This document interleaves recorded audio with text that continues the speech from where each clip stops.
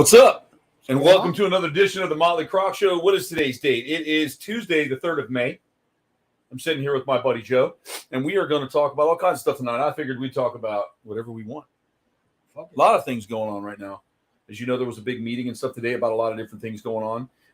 We have a bunch of different things, actually. And so while we're waiting on Brittany to come into the thing, how's the weather for everybody in Florida? For us, it's a little thunderstormy out there today. Yeah, I didn't know it was going to rain today. Neither did I. And I really hope that we don't lose, internet power. Because if we lose internet tonight, then the show's going to get kicked off. So if you're here watching and you're not a secret watcher, you know what I mean by secret watchers. If you're not a secret watcher, go ahead and say hello. And if you are a secret watcher, Michael Forster, what's up, buddy? It's good to see you.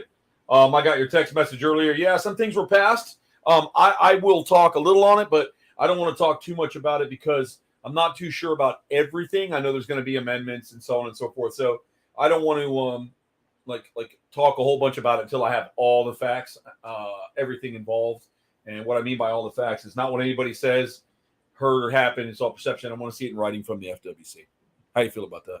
I'm in agreement with you. Right. I think this is all bullshit, but yeah, I think there's a lot of crap to it. But my honest opinion,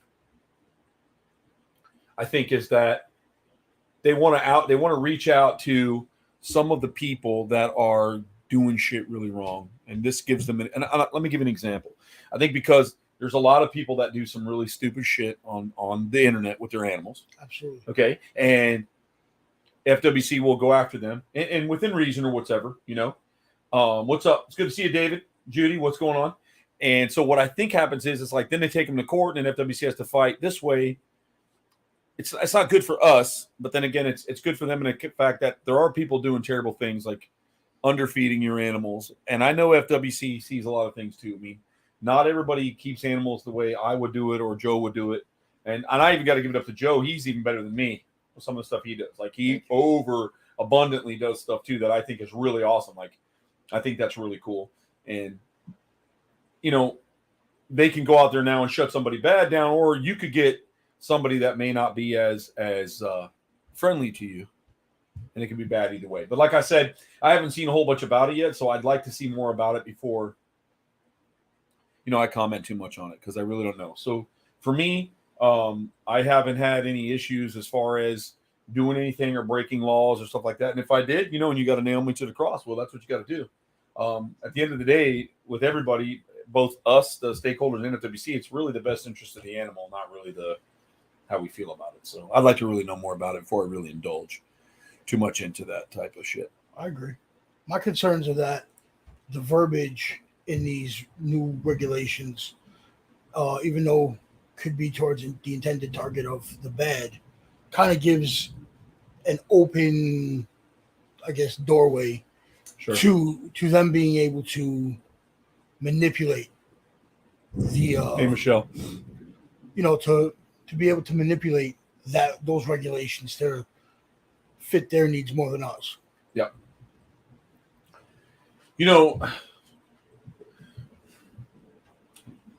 Also, let me just say it this way. I am a floating head. You do have a floating head. I watched that whole meeting. They were disrespectful of boy Edwin Ortiz. Anyways, what I was going to say is that I think. Let me see here. Let me edit this up. I got to do something here because I feel like I'm letting down Mr. Joe here. You can never let me down, pal. Well, thanks. I try not to. You know what I mean? Like I try. All right. Anyways, what I was going to say was a lot of people go to the extreme of, hey Bumblebee, what's up? What's up, guys? That, and I'm talking about in some cases, some law enforcement, they do background checks on people or whatever, and I know that there's some people who may have been in trouble with the law. I've had my own problems with them. There's a couple things. When they pull me over, what comes up, and I think that's something that they should be able to judge people on, especially if you've done your time and you've done your business, your whatever you want to call it. And if it's not animal related, it shouldn't even cross over. I know some of it does, but I also think that's, you got to be careful. But like I said, I'm going to say it again on the show because I know people watch this or they try to edit it. I do not have a problem with rules and regulations at all. So I think if they should be fault, but I think it should be fair across the board. I don't, I'm not going to insult the other team. I'm not going to insult ours. There's just a lot we can do as a community.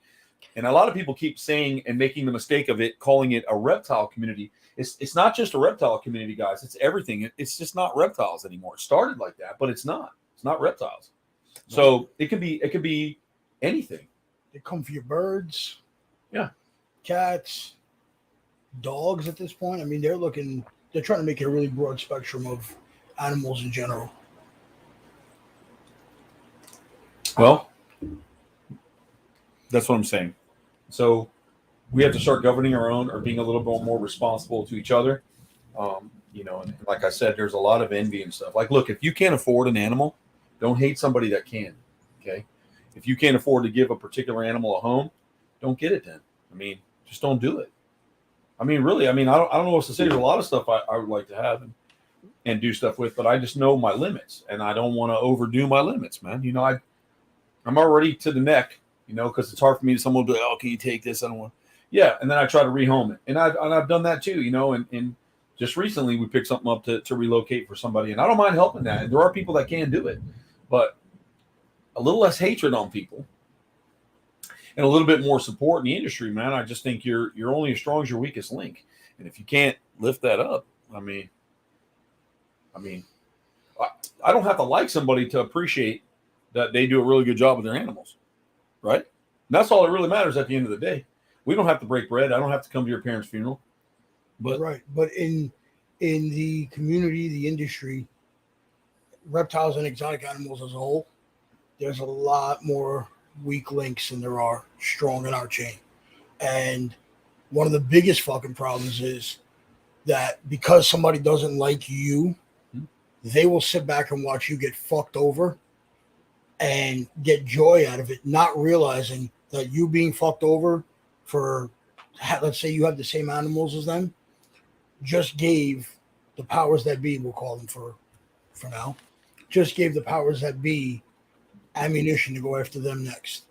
So instead of standing up or standing, unified, our industry is so fixated on hate, jealousy, yep, and backstabbing bullshit that the higher ups, the powers that be, are able to infiltrate and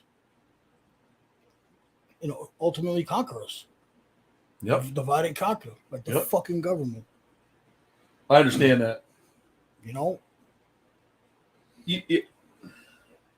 The other part of it too is a lot of these people who have a big following, whether it be from social media or from being known for producing animals or whatnot. These people who have that big following are afraid to step up for the most part. I'm not going to say all of them, but for the most part, a lot of them are afraid to step up because they don't want to put a target on their back. So you got guys who are, multi-million-dollar people in the industry, who sit back because they're afraid that if they voice their opinion or if they make waves, that they're going to end up being targeted for it. And I think that's bullshit.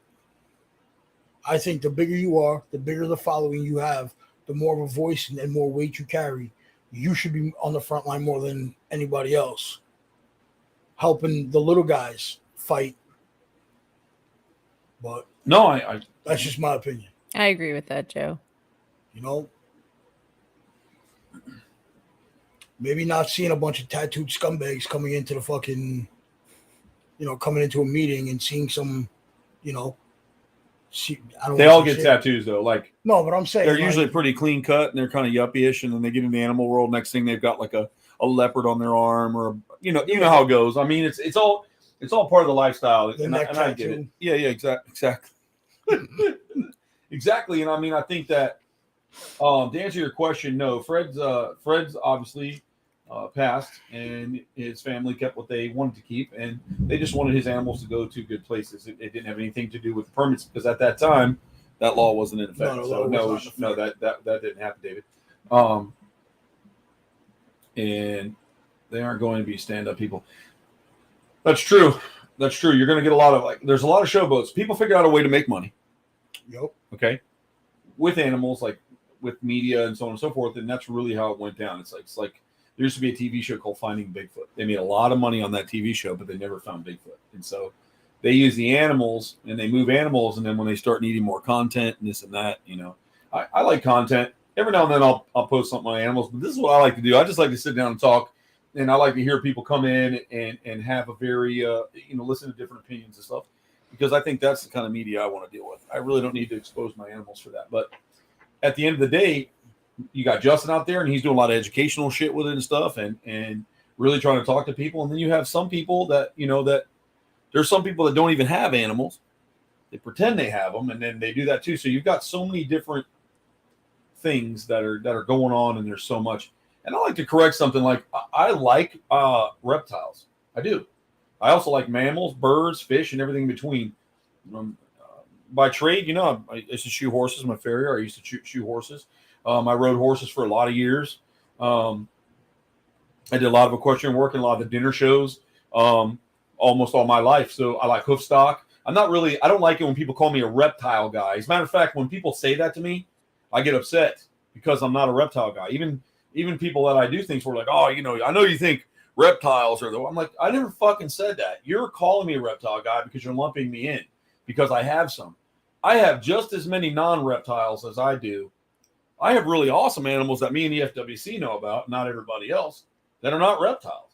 So, I mean, at the end of the day, I'm not just a reptile guy. I'm an all-animal guy, and I think that you should have a broad spectrum, and everybody should come together. It shouldn't matter if you have a bearded dragon, a crocodile, a parakeet, a parrot, a toucan, a primate. And let me tell you something. Everybody's like, oh, monkeys, they shouldn't be this, they shouldn't be that. I don't have the capability of taking care of monkeys, right? Like Justin does, right? He's real good with macaques. That son of a bitch can work a macaque. Personally, I'm a little scared of macaques, man. They're a little crazy. They're like the drunk guy with a gun in the bar, man. They're nuts, bro. They're nuts. And so I respect that. I don't think someone shouldn't have them. Yes, I do, Dan. I do, to answer your question. I can talk to you about that later. And for me, though, like, I have lemurs. I love lemurs. I'm connected with my lemurs. I really love them. I mean, I think they're wonderful. Some people hate them. I love them. I know that there's certain ones you have to work around, but I understand what they are. So, yes, I can't go in and play with this particular animal, or I can't do stuff. But I do enrich him. He's very connected to somebody here. I still give him enrichment. I give him a job to do. I give him puzzles. He doesn't want to be tickled and scratched. But at the end of the day, there's no way for me to send those animals in the wild. You can't. Lemurs are disappearing, but I love them. And I think people who have them and do stuff with them are great. And there's no reason. I think monkeys make great companions for people. They really enjoy the finer things of life. They do. I mean, so I don't want to tell anybody they can't do something unless without a shadow of a doubt that they're not, because HSUS said it or PETA or whatever, because that's just bullshit. Those people just are, the way they think, they don't have any real world experience.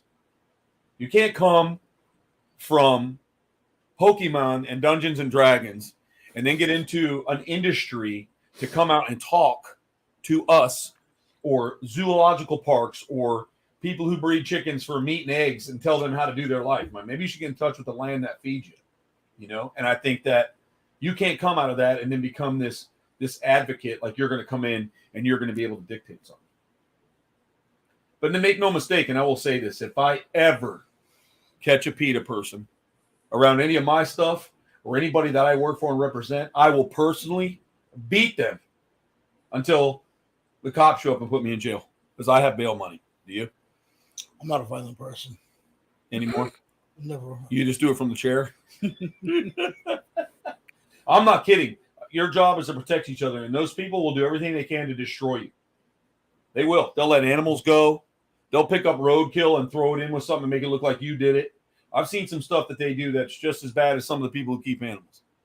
And that's another reason I didn't get into that Tiger King bullshit and I didn't want to watch it. And I'll tell you why. Because that was just an exploitation of two fucking morons, weirdo morons that got lucky and had animals that go out and do stupid shit. That does not mean everybody who keeps tigers is a piece of shit loser. Because that's just not true, period. Not true. And some of these people that have tigers, they do a good job of giving these animals a forever home. And I want to say that. And then this industry now, it looks like shit because the Tiger King, and then the same guy want to do something called the Reptile King or something. Mm-hmm. Lizard King. Well, that's another thing you shouldn't be involved with, because all they're going to do is tell you they're going to do something and make you look like shit. And we all know how TV works. At least I do. I've had enough work in the film and TV industry to understand how it works and what can be made to say what and where. Period. So remember that, guys, when you're doing interviews, you have to be very careful what you say or what they'll use against you, because they'll turn around and spin that back at you. If you know what I'm saying. Yep. So, anyways, Brittany, what else has been going on new in the wonderful world of Bigfoots and paranormal? You know, I like that better. Paranormal. Yeah, I know you do. Dead men tell no tales. Or do they? Exactly. Or did they? Or do they? Every time Joe comes over, the lights flicker. Yeah, Joe's energy is off the charts. Joe, Yeah. you change frequency. I think I think you're a human portal.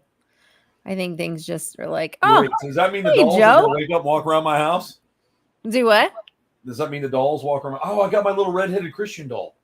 I hate Nothing that away doll. from it. Do you remember You that still doll? have Yes. yes, I hate that Rusty the doll. Christian. He needs to be in here. I'm going to bring him here. Let him sit in here. Does Joe know the story of that horrible doll? Yeah. No, my Joe. doll. You know the story of my doll? I Yeah. haven't. Yeah, the one that was found like all like in a thing underneath baby clothes or some shit. I never. Did you tell him the story? Did I You tell you told the story? No, you told me the story. Troy. No, it's her story. That one. You're the one that told me about it. And no, I thought it was a toy box. No, he was buried in a closet. He was Yeah. buried in a closet, but he had like a lot of stuff stacked on top of him. Are you But sure Cody didn't tell you that story? No, it was you. I just think I just found out he was buried in a closet. I thought he was in the toy box with all those little toys. No, so when we went to the house because basically they were like, just take whatever you want. We need to get everything out of the house. And then we're, sending the rest off back to Peru. And we're like, okay. And we went in the house and people were rating the shoes and all this other stuff because the people were rather wealthy. And then Hey, Corey. basically we went into this one room that was one of the kids' rooms originally and then turned into an older woman's room or whatever. But in the closet on the floor underneath like a tremendous amount of I'm still here, Brittany. I'm just listening to you. That's I'm fine. giving you the screen. Oh, you don't have to. Yeah, come on. We're just watching you up close. Anyway, so underneath all this clothes and stuff like that was this little box.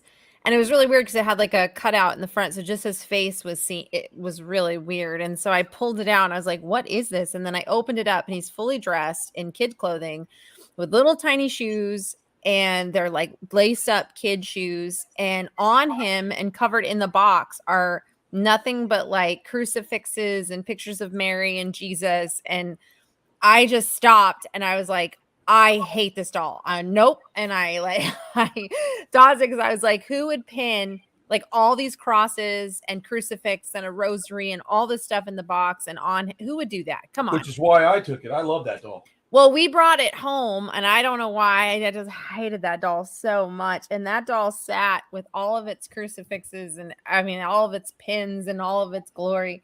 And I hate that doll. And I remember for a little while, my friend Matt, Troy, Matt, he stayed with me. And so I would go to work and come home and he would move the doll throughout my house before he'd leave for work. So I'd come home and find the doll in like different positions. And one time he had him sitting by the foot of my bed and he took a rubber band and he rubber banded his hands together like he was praying on the foot of my bed.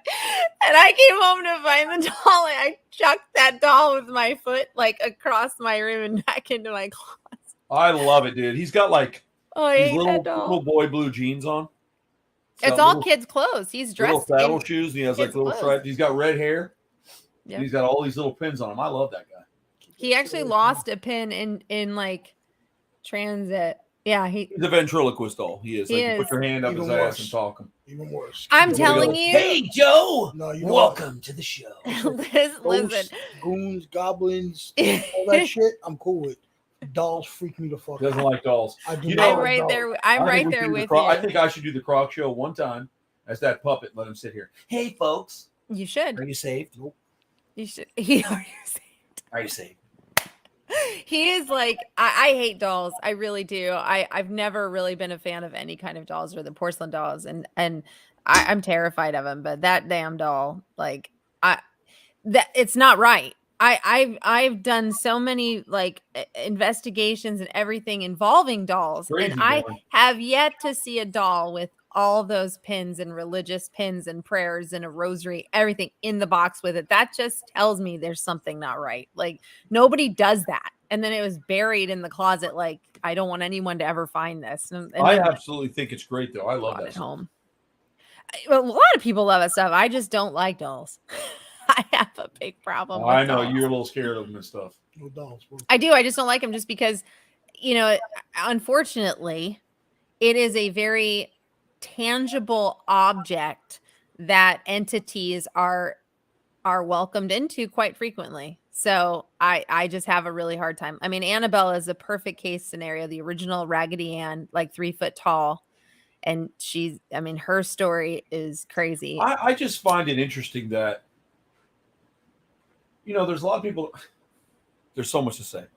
There's a lot of people that don't believe that type of stuff is real and it's just a doll. And then there's people that, like David, he said dolls are fucking creepy.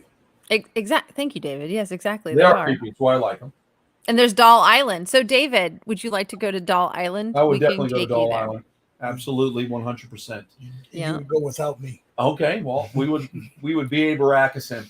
It's really creepy. In a quick story, the Doll Island, basically, this little girl died and she fell. Yeah, and Robert. I love Robert the doll. We've talked about him before. But anyway, she basically died in the water there. This little girl, I think she was like 7 or 8 years old, or maybe a little younger. And so people started bringing like flowers and dolls to this island for her, like in memory of her. But now, because it's been so many years, David. The whole hut. Make him a doll. The whole house is covered in all these dolls, but they actually talk, they blink, and none of them have batteries, none of them, and it's all been recorded. Like people go there because they don't understand why these dolls physically move, talk, blink, their heads turn, and they all do it. They all do it at different times, and people will go by and the babies will be like, they'll start laughing. And they'll check the damn thing for batteries and there's nothing in it. And the baby doll is laughing audio in the baby doll. I can remember a story when I was a kid, and I don't know which. It was either my mom or my grandmother. I had an R2D2 remote control R2D2 in the I think it was like I'm trying to think of the house. It would have been in Sunrise. So it'd been somewhere like 1980. Wow. And I was fucking around with it. And it was loud. It would be like, right? So we're like, oh, it's late. So either my mom or grandmother took the batteries out of it and put it on the dining room table. True story, man. And I remember, I think it was grandma's house. It was probably my grandmother. It was too loud. It was keeping grandpa. He had to go to work or whatever, Sears, whatever.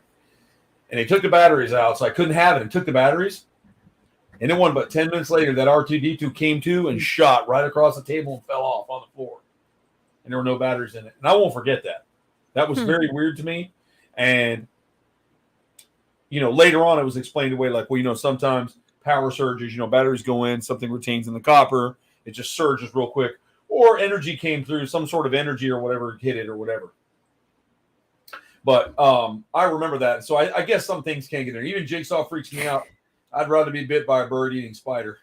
Dude, I will sit with Jigsaw and ride a bike with him rather than bit by a bird-eating tarantula. I'll sit naked with that doll before I let that bird bite me. No dolls.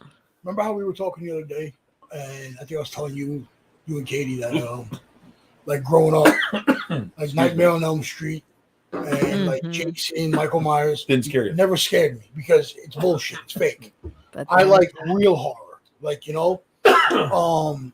But when I was a kid, I had my buddy doll, and I loved that thing, right? And then my uncle, sorry guys, I'm baking it up. My uncle made me watch Child's Play, and it freaked me the fuck out.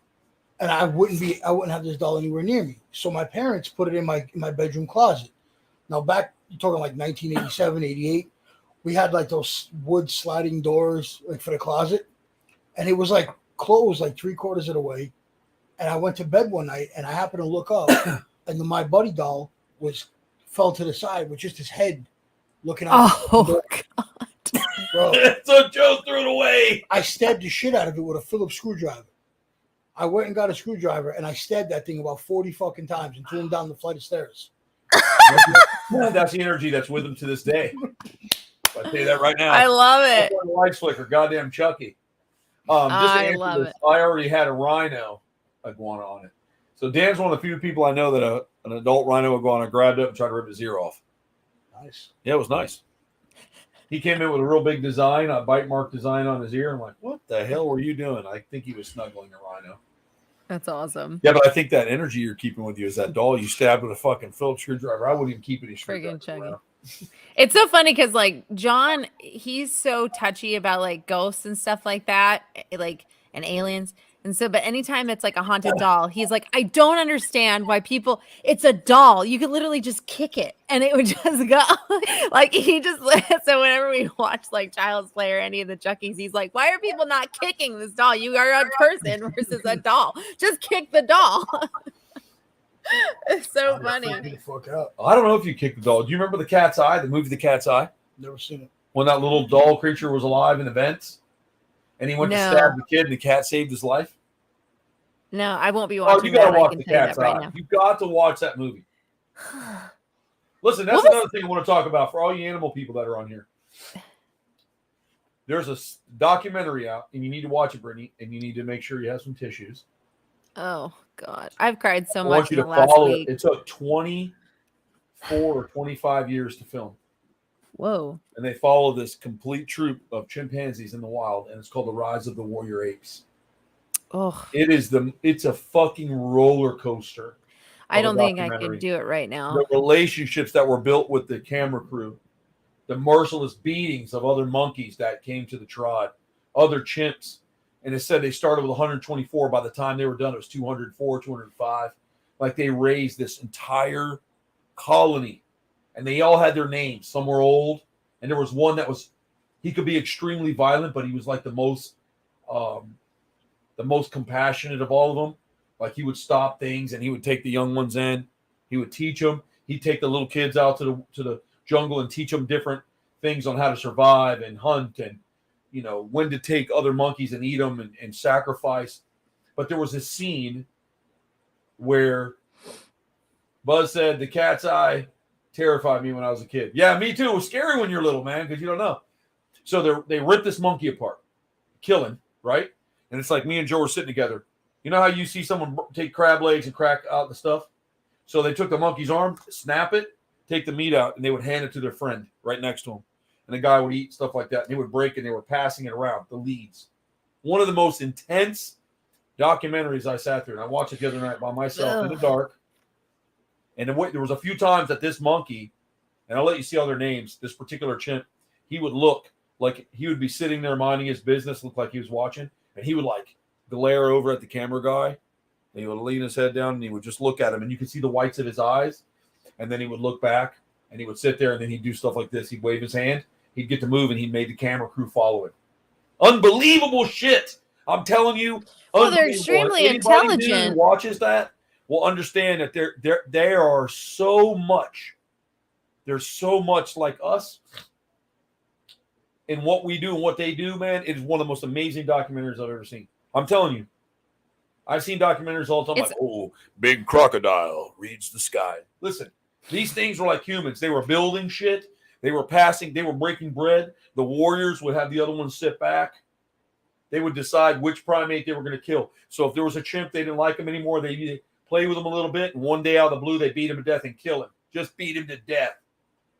And then take his crew and build an empire. They are, I can't tell you how impressed I am with that documentary. And you can see the emotion in the cameramen as they were talking, because they would develop a relationship with some of them, and the other primates, the other chimps would kill them. Yeah. But there were these ones that went to the end, and then they talk about depression and what they were doing to relieve stress and etc. And I'm telling you, it's pretty good. And you're right, Michael. Chimps are absolutely no joke. They are extremely intense. Extremely intense. That's even to be a handler with a chimp, that's funny, Craig. I love Craig Warren. I'm glad you're here, serious, buddy. George. I like missed that. you, man. But yeah, if you guys can Chimps sit are through some intense. stuff, I mean, but I really, Brittany, I think it's something, being a cryptozoologist like yourself, being able to understand that I learned a lot from that documentary. More Well, than that's anything I saw from Jane Goodall or anything. I learned a lot about chimps. I used to be like, oh, fuck a chimp. And I still feel like that. Like, fuck that. I want nothing to do with chimps. No, Leave them they're alone, but I do respect them. I do respect them. They don't look like the little, little President Reagan's. Like when you see him here, it's like little Bubbles the monkey. These things were all blacked out. One of them had a big scar across where his lip had been torn from war. And they got these long ass canine. I mean, these things were fucking just, you have to respect them. I'm sorry. You gotta respect them. I respect all of them. It's just that they're a tough monkey. Like that, they are just they're an intense group. No, Dan. No. I know. Again, it's coming back. So Daniel No, Daniel said he's going to replay the frog and the primate. But Daniel is going to use a frog and he's going to play the primate part and film it. No, come on. Listen, if I was a millionaire, Fudge. I would pay somebody $1 million to watch Dan play the monkey to a frog. And if he didn't laugh, I'd give him $1 million. I'd want to see Dad play the frog to a monkey.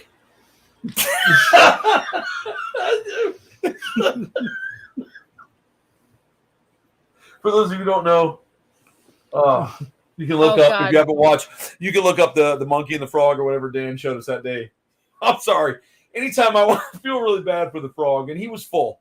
You know, it was a lot. Let's not go back there. Let's not go It's back. too much white sauce at Benihana's. You know, it was too much. I'm going to bed. But at the end of the day, I'm gonna Muppet on this one. Excuse me. Dan said, "What did I agree to? Nothing, Dan. Exactly. Nothing. I said, I'll tell you what I said. I said, you can reenact that whole show, Dan, that whole clip, but you have to be the monkey. And then Joe said, I would rather that the monkey let Daniel play the frog, and it made me laugh. So bad. Yeah, I'm sorry to hear that, David. Whatever you want, man. Reach out, see what's up. We'll keep in touch with you, man. Yes, I hope so. Bye, and this will go up David. later, buddy. So if you just want to lay back later, if you got some pain pills, you know I post it. So you can go to the YouTube channel. Everything we do live, we post so you can catch up with it if you just want to watch or screenshot things and talk shit about us or laugh or think you heard something you didn't hear or whatever. Feel better, bud.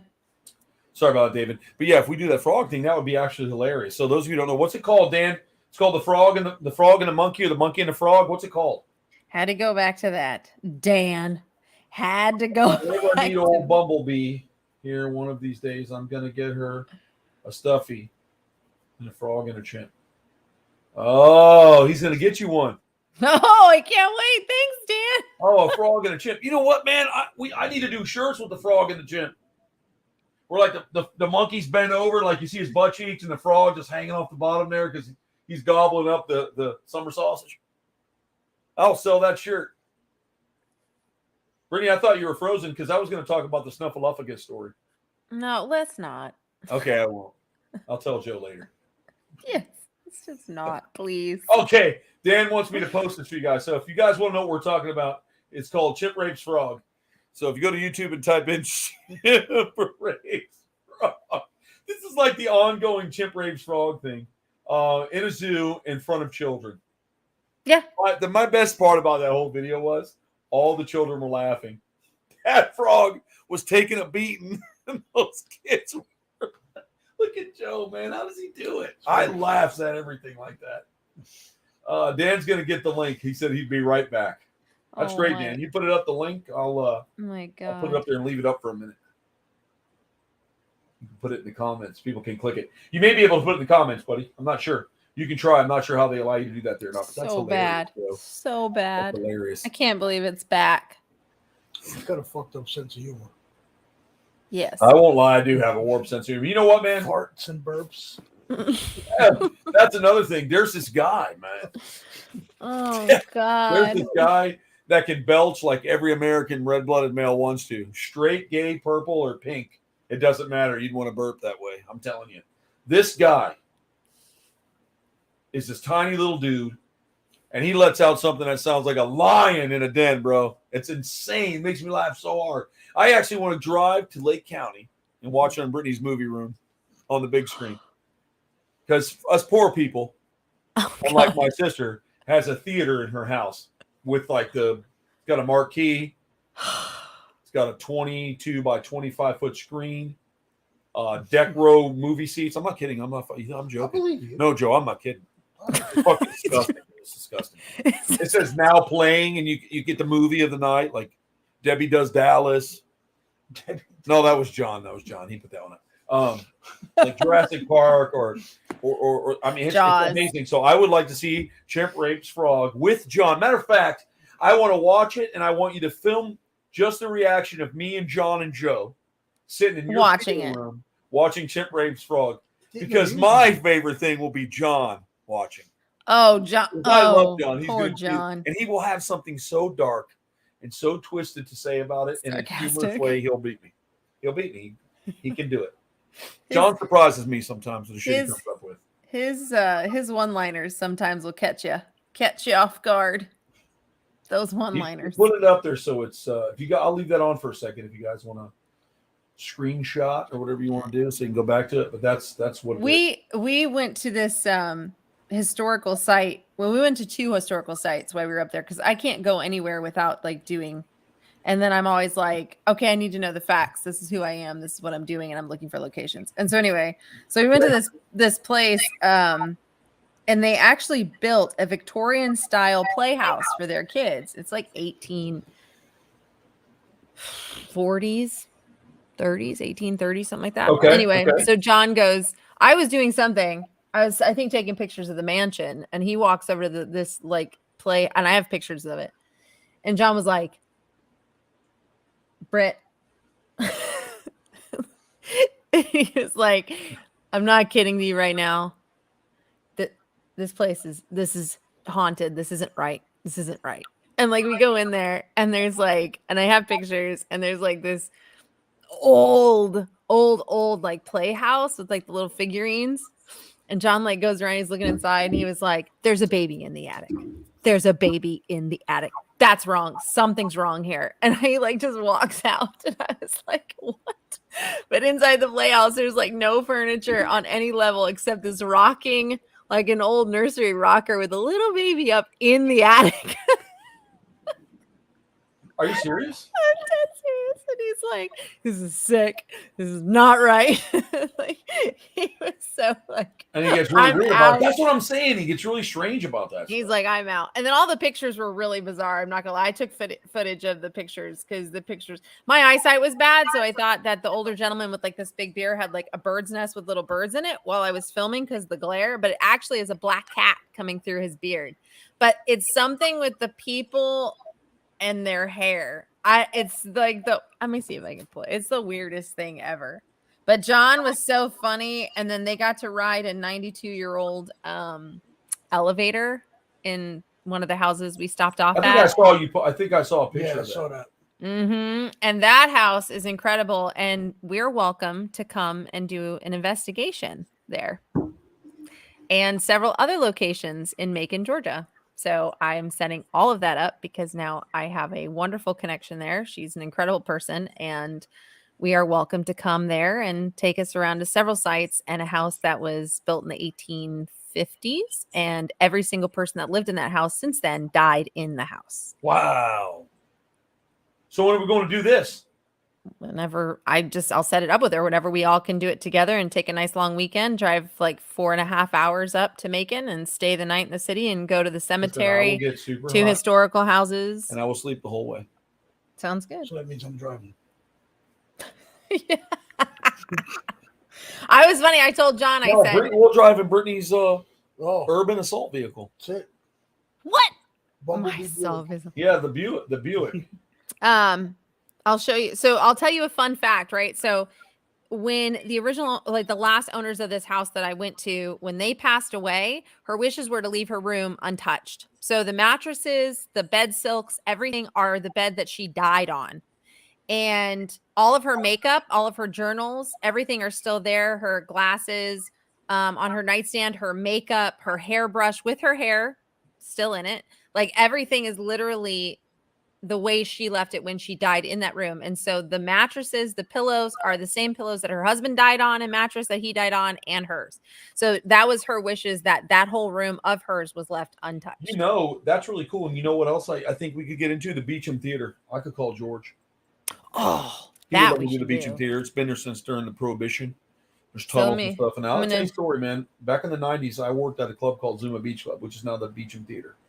Can you Okay. see the beds? Yeah, that's awesome. That's really cool. And they used to tell me it was haunted by Mrs. Beecham. But we used to climb the rafters, like 3 stories. We'd climb all the way up, and they had dressing rooms up there. And in the 90s, they were never touched, bro. When they shut that place down and left it for whatever, they left the clothes hanging in there, mirrors, there's old bottles, dusted bottles of perfume. It was the neatest thing, man. We didn't really have cell phones back then that took pictures, you know? So it wouldn't be like you could get pictures of it. But I think the owners, were still the owners, Mm-hmm. sealed it. And I could talk to George about getting up in there. I mean, I might not be able to get there anymore because I really don't like heights. Maybe I'll send Corey. My friend Corey's really good with heights. I think There you go. yeah, Corey will go up and do it. I think Corey's would be good for climbing all the way up in the rafters. But I think we could get in there and see that. There's some shit in there. The fire door, the door that slams shut for fires and stuff, it's metal. And I think it was like 1891 or 1892 on the door when it was made, when it was hung in that rock. It was awesome. So you could slide this door that was like, it looks like it was 4-inch thick steel, and it was done in case there was a fire. It would get hot, but it wouldn't get through. You couldn't burn through that room. Wow. Just not good. Now, wasn't that the building, though, that somebody did see a woman at the foot of the stairs heading to the tunnels? Wasn't that Stu? Yeah, I don't know. It might have been, but that would have been what they talk about the Beecham. Yeah. Corey says, hell no, I won't. So Corey will not So be. Corey's doing out. it.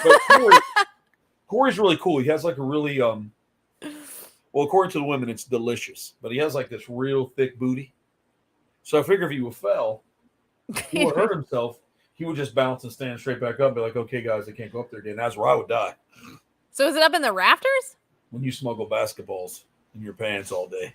Is it in the rafters? Yes, you have to climb all the way to the top. There's rooms, levels, but you have to go up this old rusty ladder. But there's rooms up there, so it flattens out. You're not like walking, like, you know, like on some of like the theaters, you have like the metal grate passageways that you have to cross over and you look You know straight what? down on the theater. This guy here, this is Craig motherfucking Warren right here, ladies and gentlemen. And that guy worked for Gatorland before most of us were born. And he also has a lot of fucking tips on shit. And I believe that. And you know what? It did. You're absolutely correct.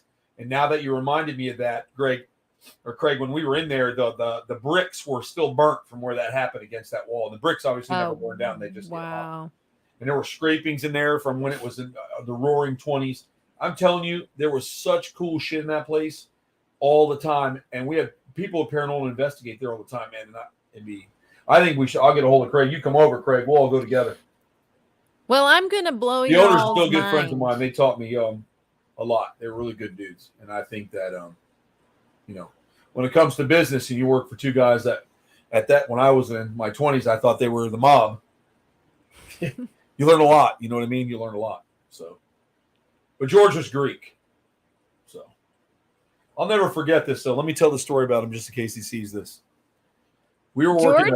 We were working tonight, and I think Trick Daddy was playing, right? And it was a thug night, bro. There was like fights, and there was this girl, and she stole a Hennessy bottle, and George was throwing her out. And her old man punched George in the back of the head so hard I thought he died. He didn't even fall over. He turned around and he goes, "You want to hit me when my fucking back is turned?" I had nothing but plain respect for him after that. That guy could take a beating, right? And so when I got jumped in there we were breaking up a big fight, and it was bad. There was a lot of things. My nose was broken. George, I picked up my teeth. I picked up a few of my teeth off the floor. I still have them. I took them. They kicked a couple of my molars out. I still have them. And I remember picking my teeth up, and I'm like, "What the fuck, George?" And he goes, "You just put blood on my shirt." I'll never forget it, dude. He was so mad about that silk shirt. I swear to God, if I ever get him on the show, he'll tell you about it. But there was a lot to that, man. You want to talk about a beating? We got thrown beatings all the time. I mean, it was like just, gosh, what a war zone it was back in the day. I mean, it was. I'm telling you, it was insane. But yeah, Like I remember I picked up 2 of my molars off. One of them was cracked. I couldn't find the other piece. The stories from the club were crazy when Listen, you would dude, come home. you don't have My no idea. Back in the day, you know how God. clubs were in the old days. We had private security in there. We'd have to do it up. I mean, it was pretty crazy. Zuma Beach. It was pretty crazy. Yes, Corey, you have some beautiful, delicious natural airbags back there. You know, they make motorcycle airbag clothes now that goes poof. I'll just tie Corey to my back. You should look into the Beecham Theater. Yes, Craig, you call me, man. When weekend. we set that up, I'll definitely give you a call. But yeah, the Beecham Theater was a riot, dude. I remember, Old Church Street, though, there's a lot of things that happened down there in Church Street. One of the buildings that was converted to a bar used to be an old mental hospital that I actually went to investigate. And let me tell you something. Whatever's on that 3rd floor, it ain't right. I'll tell you that right now. I'm getting ready to go. And let's not forget Craig. One of the very first times I got stabbed. Are you ready for Craig? Because I know you're going to remember this. I know you remember the club called JJ Whispers out there near Apopka. And it became what's known as the Embassy, if you remember. And that was one of the very first times I took my first blade to the chest on that one. It's pretty intense. I still have a nice scar from that. This guy stabbed me at the front door. Once again, George helped me. But what was really lucky for me was when I took the knife, when the guy hit me, he like swung at me like this, like I would be going towards Joe. He hit my sternum, and it went underneath my pec. And I'll never forget how that felt coming out. It was like my body was like the suction cup, you know? It was like if it was like a porcupine quill. So it went all the way in my chest, and you could touch the other side of my bone or my breast muscle over here, and you could feel the tip of it. But what happened was when he hit me, it slid, man. It slid right sideways. And I remember looking down, and I saw a knife out of my chest, and I was like, holy fuck, because you don't really realize how that feels until you look down and there's a knife sticking out of your chest. It wasn't straight, it was sideways. And I looked at it like this, and George goes, just stand there. I go, I'm stabbed. He goes, just stand there. Don't pull on it. So I know now why he said that, because he was protecting me. So he took his hand, he put it here, and we were talking, and then, you know, it was just nuts, man. It was crazy. And then the paramedics took care of me. Like, I didn't have to go to the ER or anything like that. They fixed me right there. It was like a puncture. It was crazy, man. It was nuts. It's not a good feel. No, and it's cold as fuck. I can't even explain it to you. You won't know. Then someone shot up the fucking stairwell one night and hit me in the leg. It was a 22. I got a nice hole in my shin from that. I've had my foot stabbed to the dance floor, right straight to the floor. I got a great scar on that. Looks awesome. I've been through my share. That's why them little runts out there sometimes get to talking. I ain't as good as I once was, motherfucker, but I'll turn you into a nail and I'll hammer you right in the fucking ground. I'm telling you. Come to me 5'4" and talk shit. I remember when we were filming with Discovery and they were like, okay, we need you to chase and this guy, and this guy was like, okay, I'm gonna start running. He thought in his head Troy couldn't catch up with him, and he's like, I got time. Troy was on him, and the director was like, we can't have that. Like, he was like, you gotta run faster than that. Yeah, he thought he was gonna outrun me, huh?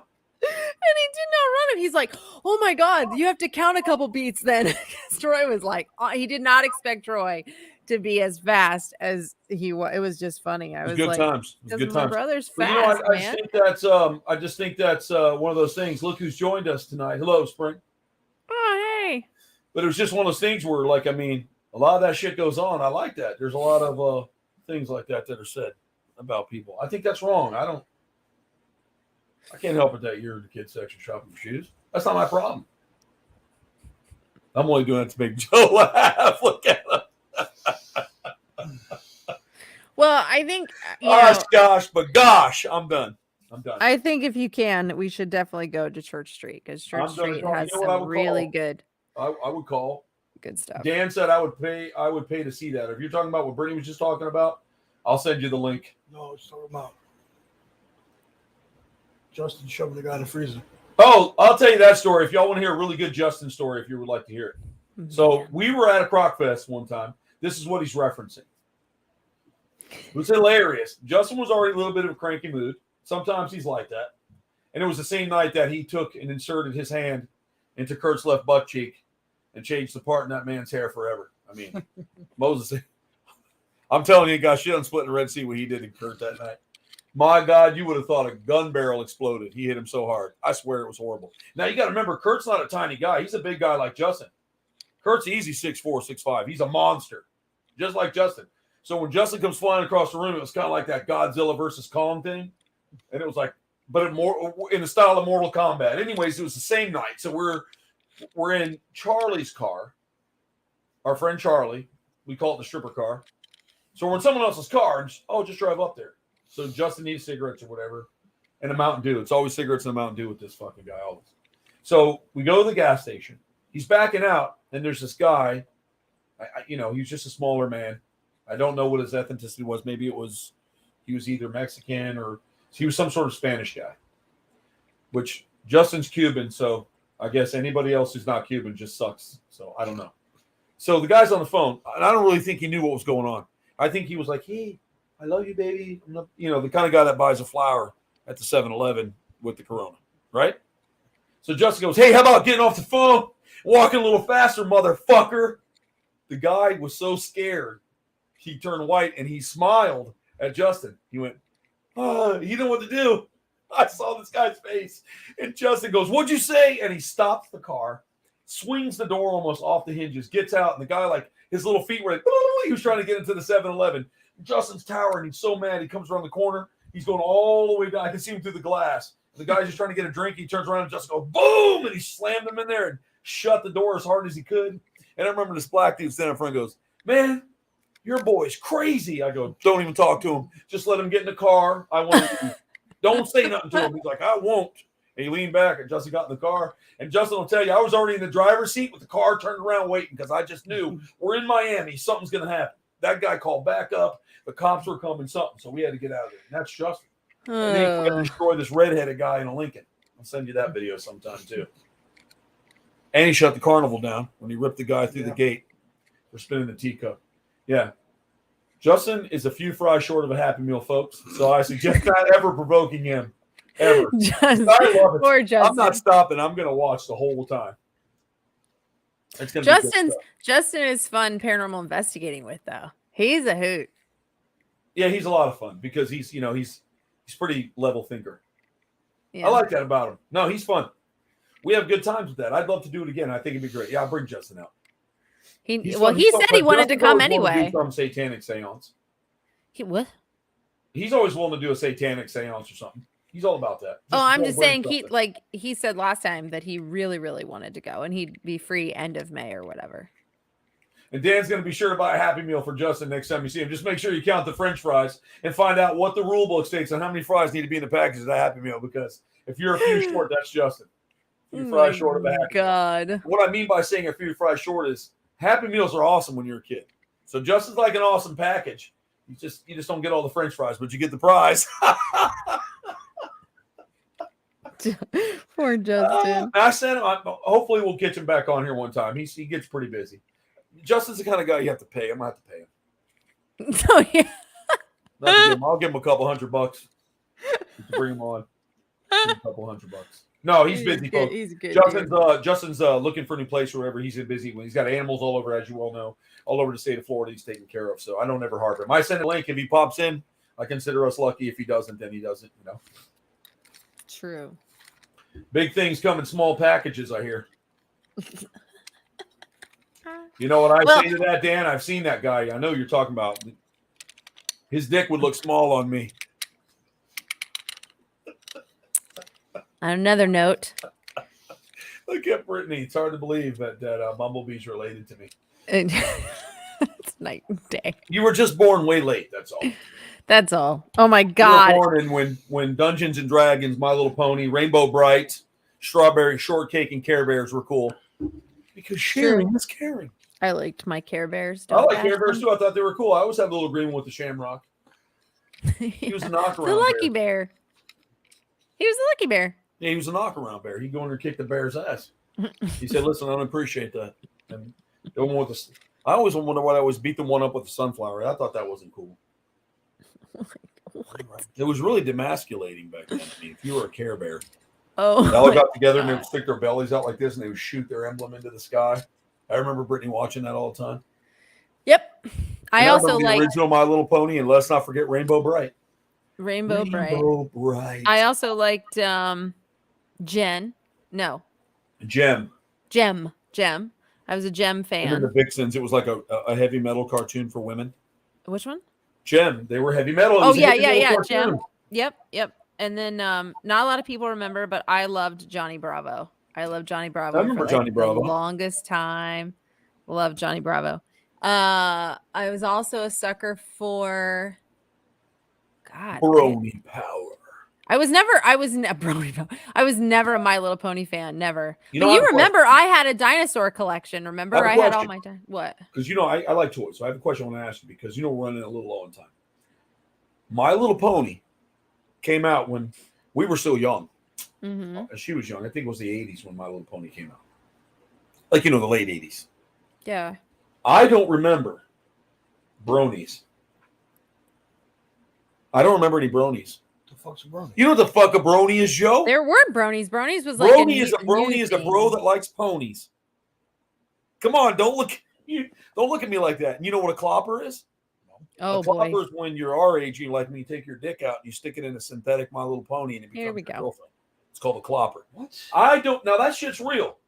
What So the I'm gonna send links to the Brony Power videos for him to really understand that these guys are grown men. But no, I'm good. You don't have to say No, that. I'm telling you. No, please. But My Little Pony came out as a kid, and I don't remember I love you, bronies. Joe. So where did this come from? I don't know. I I don't I'm being have the politically answer. correct, and let me just be very clear here on the Croc Show. We do not care about anything. I don't care if you're gay, straight, if you identify as a skateboard. I don't care. We love everybody, and I think that's what takes the world go round. I'm just saying that I don't remember bronies. Not that bronies are bad. If you want to be a brony, it's okay. Joe, it's okay. It's Joe's face. Okay, bro. But I don't Joe. remember them. So I would like to know if anybody would do some research to see if there were any bronies. It's not okay to stick your dick in My Little Pony. I don't care. Well, if you, I mean, it's It's fucking weird. it, It's not. You could be gay. You could stick your dick in another man. That's your preference. right. But in a fucking My Little Pony, that's fucking weird. Dude. Well, that's what they're called. They're called cloppers. I don't Anyways, give a fuck what they're called. if anybody knows, I'm going to do some research. Were there bronies in the 80s? That's what I want to know. No. There might have been. Who knows? Dan said, my mom was like, what the fuck are you listening to on the TV? Dan, you just tell your mother that we love her and we love you and we're going to make sure that you're in good hands. We're just talking about the way people get into things so much now, they become the movie or the cartoon. Yeah. Like I remember watching Saturday Morning Kung Fu. And then I would go out and I would Kung Fu everything because I was a kid and that was fun. Yeah, but I didn't stick my dick in a Kung Fu bear. No, I did not. that's fucking weird. You guys can look it up. There was a guy in Florida. He was arrested in Walmart for raping a pony doll in the Walmart. The whole video, you have to watch this guy. Like he looks around, he takes the pony out, he spits on it, pulls his pants down, and just rams the dog shit out of that thing in Walmart. But you got to give him credit because he did it, and he did it on camera. Only Flavio and I would laugh at that. It's funny that I'm he with did you, it. I Joe. won't do it, I'm with you on that one. but it was hilarious. It was funny. You can see Joe's Fucking face. weird. It's weird, but I'm not the one doing it. But if someone's doing it, it's funny. Now, listen, if Joe and I were late, we smoked a bowl, right? Okay? And we're going to Walmart to pick some up late. We come around the corner, and there's a guy there that might or might not look like my nephew, ripping up a fucking pony. You're not going to laugh?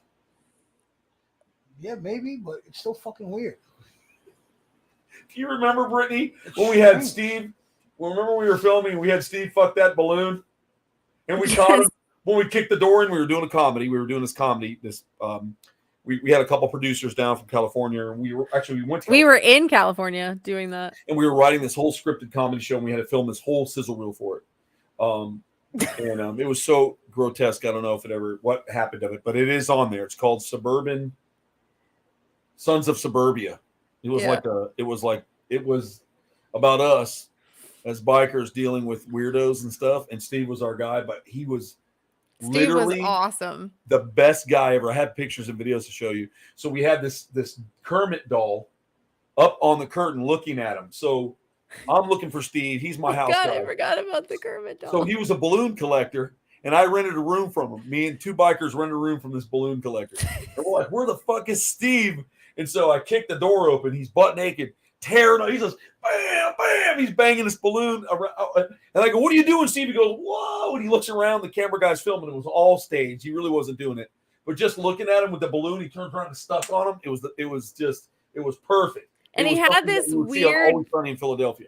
What's he that? had this weird glove that was like, I can't even describe. It was really weird. It was like plain on one side, but on this side, it had like, it almost looked like an octopus. Like it had little squeezy things he had on his hand too. I don't know where he got. Oh yeah, he was wearing that glove, his masturbator glove. Funniest fucking shit, man. Oh my Urban God. Barbarians.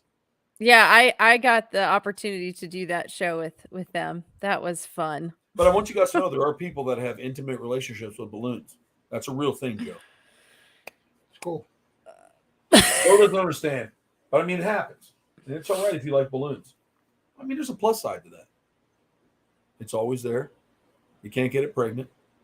Never yells at you. That's why they have blow up You don't dolls. have to feed it. They think the same thing on blow up dolls too. I mean, I know, Like a like the giant guys balloon. that have non-organic girlfriends. I think blow up dolls are fucking weird as well. Have you seen? And Yeah, it's a we'd sleep company with a blow-up doll, based too. out of If California. it was hot enough, what if it was a silicone doll? No, bro, that's fucking weird. You couldn't tear up a beautiful doll. No way. What if it? Wait a minute, I got something. You can't laugh when I say this. So imagine a perfect silicone doll that looked completely real, naked, singing "Cold Hearted Snake."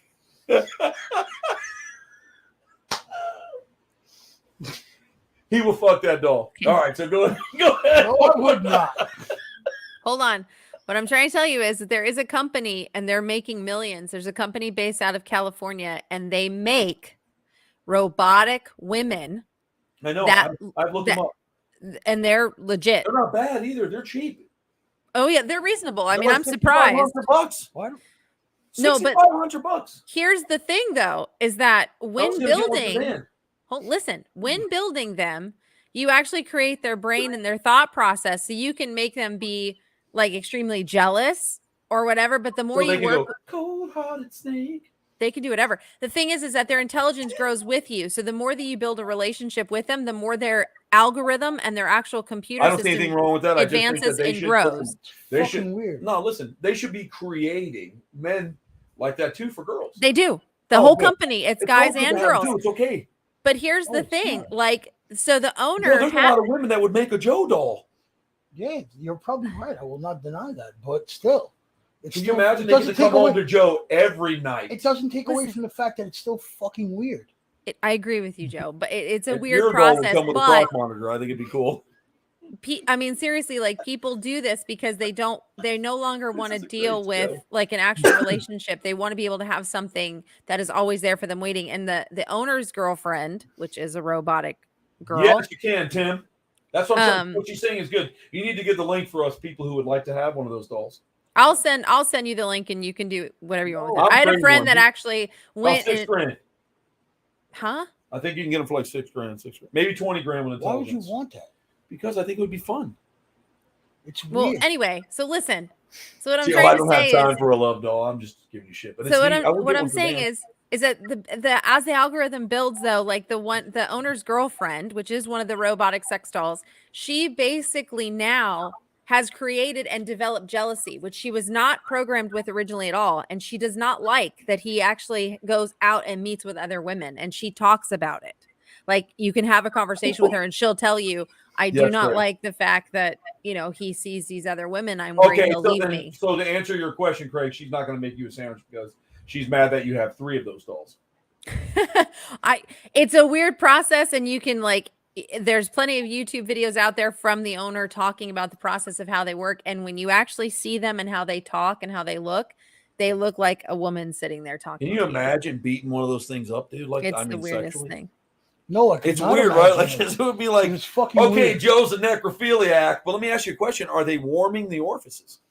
Oh my Like- God! All right, we're way past the hour. I'm leaving. serious. Like, I want to know. This is Motley Croc wants to know. Would they? Brittany, you know all Ask about the them. Are they owners. warming the orifices, I'm a little, or are you in coldness? I'm a little concerned that Brittany knows so much about this. Because it's supernatural. She said because they're developing their own souls. Because it's basically. So She's I gonna research sample one all and let us things know how it is. paranormal, Joe. All things paranormal. So if you're now building robotic people, then now the algorithms and the computers are now commuting and talking to one another and actually building a brain of its own. Now you're in the future. So basically, it's like AI intelligence and that to the next extreme. All right. So I'll give you I a- look I'll in. give you a pass now. I don't want one. No, I'm just saying I look my into these things gosh. because for me, these robots What are if they'll donate one? fascinating. We're gonna get one. We'll get a whole bunch of viewers, a couple million views, and then I'll get one donated. We can do the show with it. I'll be like, "Hello, whatever your name is. Oh, Nice to meet you." And she'll go, "I like Joe." I will shoot it. You will. The thing is everything about them. So from the moment you purchase one, you design it from scratch. So they are like a human being. They just don't get pregnant. They don't. Everything Bro, works. Dan, I would totally get that for Dan. Dan, you could tie your Tegu to it. You could kick the fucking shit out of it and scream in its face, yell at it and stab it, and then make love to it all at the same The time. reason I brought Can't go this to up jail was and you the won't get fact hurt. that What do you they're think? intelligent. You know Dan would love that thing. You know Dan. Dan would love that. Dan would love it. Dan, you can play the monkey and the frog, but I'll get you a green one. Oh Lord. You know Corey's dying right now. If Corey and But Ben are dying. For everybody Roleplay. who's watching, I will send Troy the link and he can do with it what he sees fit. Guys, I think everybody should have the link. The one thing that's good about the Croc Show is we talk about fun shit and I weird don't- shit, I don't need the link. and it's weird shit. So I mean, Well, Joe, I will tell you, it is quite fascinating to watch some of the YouTube videos. Only to the watch fully the women synthetic speak. love doll, Dan. It's crazy. The love doll. I'll get you one with red hair, big boobs. You know, Vince Neil has one, and it freaked me the fuck out when I saw it. Vince has one too. Yeah, Fucking awesome. Hey, and he's Motley Crue. I know, but like Well, Dan, you got to bring it up a notch. he's got it like in his like Motley Crue room, and it's like he Weird. pulled the tongue out and shit, and was like, I'm showing- watching this. I love Alex. those guys. I was They're- like, wow, that's fucking They're really cool. insane. I'll say the factory though is Corey really said when you weird. get him one that because- looks like Kermit. The factory looks really weird though because like going through the Corey, factory, you just see like these bodies suspended. Like it almost looks like an alien factory, like they're breeding these people. It's just bodies Oh, suspended. he wants that his. they're- He doesn't want a redhead. He wants it with dirty blonde or brown hair. I got you, Dan. Don't think that I won't order one of those silicone love dolls to show up at his house. I will. Oh my Your god. mom's not gonna be happy about that, Dan. She doesn't like us now. She really gonna like us then.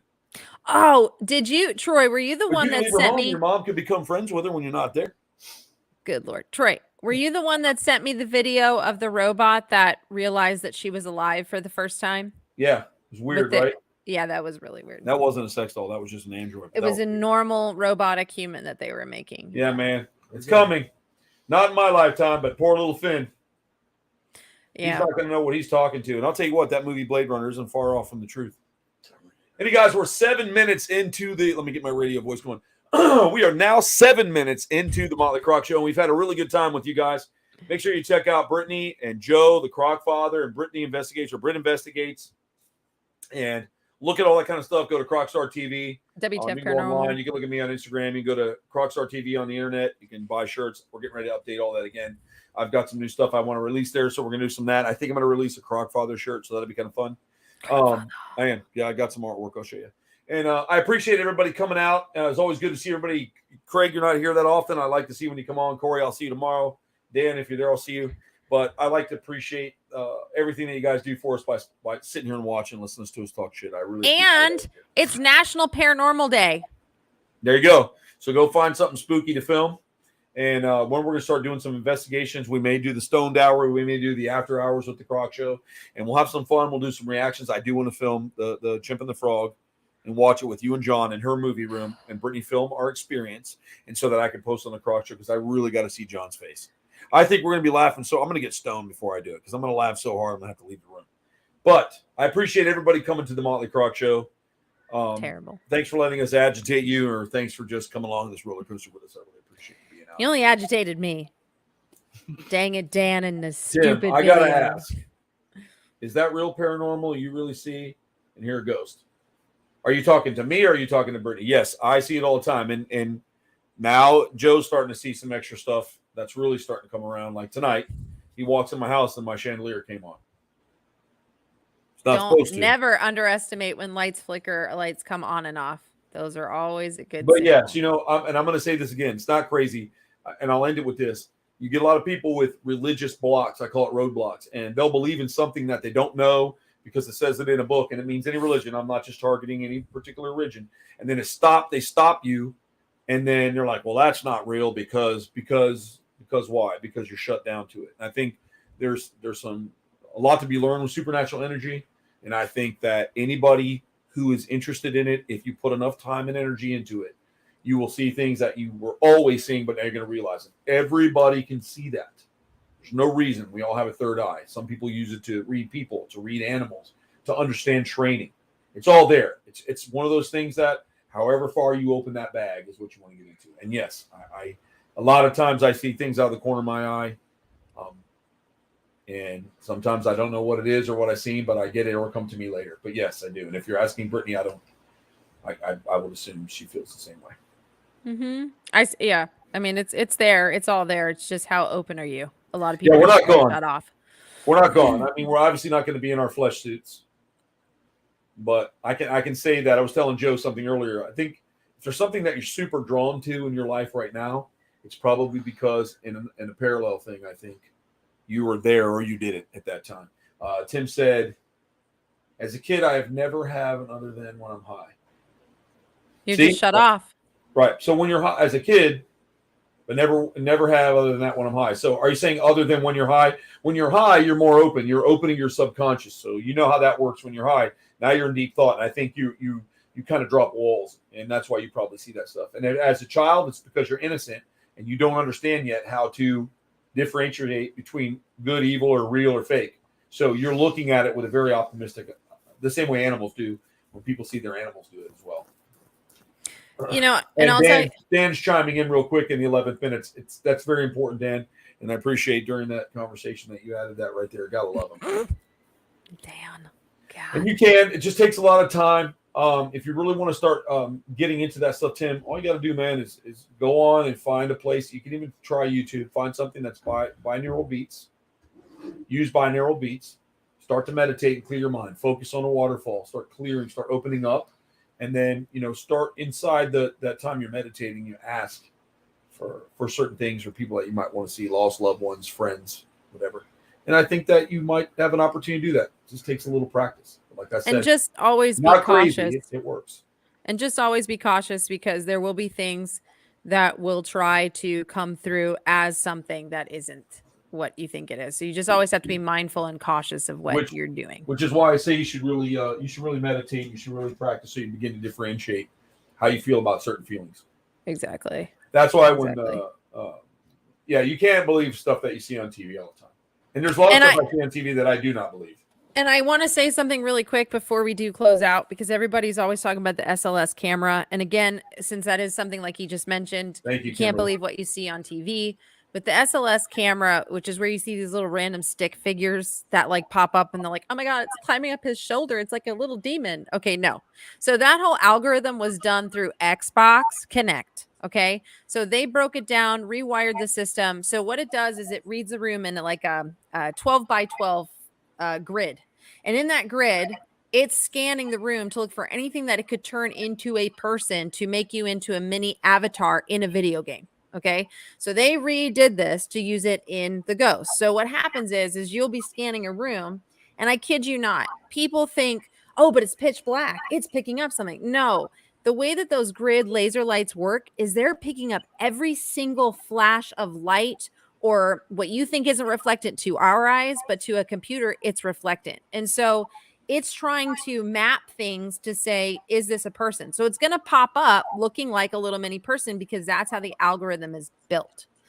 And so, and it's been so many times I see it on TV where people are like, oh, do you see it? It looks like it's climbing up the wall. But if you actually look at the frame and look at what it's trying to build on, it's on a wall with a random post or possibly a staircase.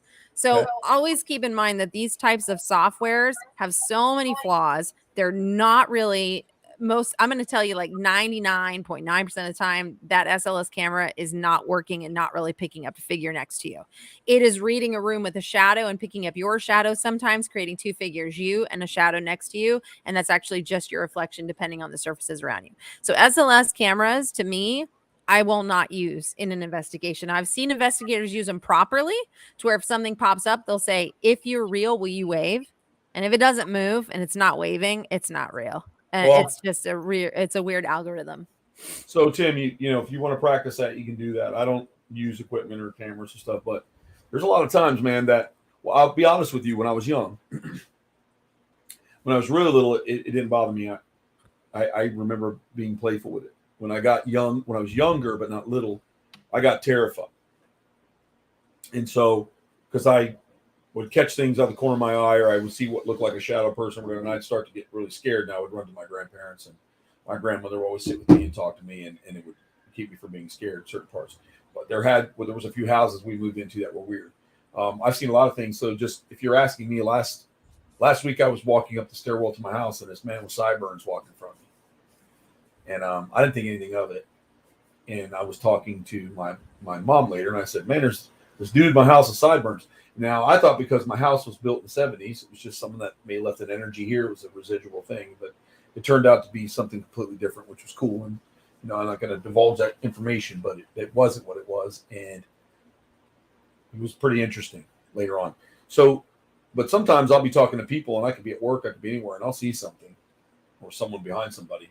And if you know me well enough and you watch me, you'll see me see something, and I'll smirk, and I'll kind of move through what I'm doing, because I don't just want to pop out and go, this person is standing behind you, because I just think that people think you're crazy when you're not crazy, because it's really weird. You just have to learn to adjust. So sometimes I'll see stuff and I don't even say anything, just because you don't want to look like a moron.